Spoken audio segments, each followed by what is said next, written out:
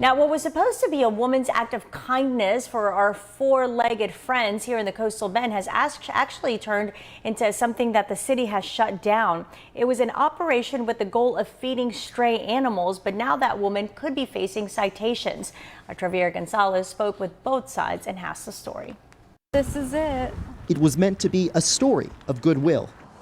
35-year-old Heather Hurst making her rounds every afternoon, adding food and water to little stations in her community. You know, Corpus has a big problem with stray dogs, and I just wanted to make sure they didn't go to bed hungry. After catching an overwhelmingly positive response on social media, what started out as 2 bowls quickly turned into these boxes. That movement was called Operation No Empty Bellies. In addition to feeding animals, Hurst says it laid the groundwork for strays to find homes. Since starting this, I've been able to get, me and the people I work with, you know, have been able to get about 30 dogs off the street and into homes or rescues or even out of Texas. Others throughout the area that also saw the problem firsthand wanted a box too. I mean, it's a good deed. How can you not do it? But what many saw as a good deed has since been shut down. I'm told after 5 months of these boxes staying here on Old Robstown Road, it was on Thursday where they were taken by Animal Care Services. Now, the reason for that decision is it's on public property, and they say it's against city ordinance.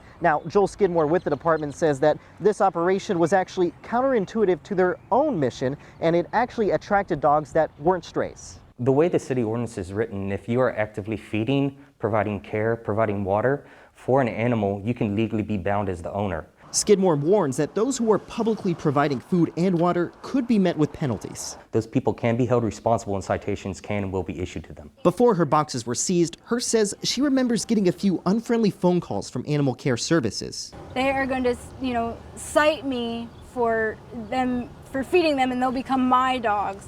And that they've already given my name to the prosecutor. So, what are your thoughts on something like that?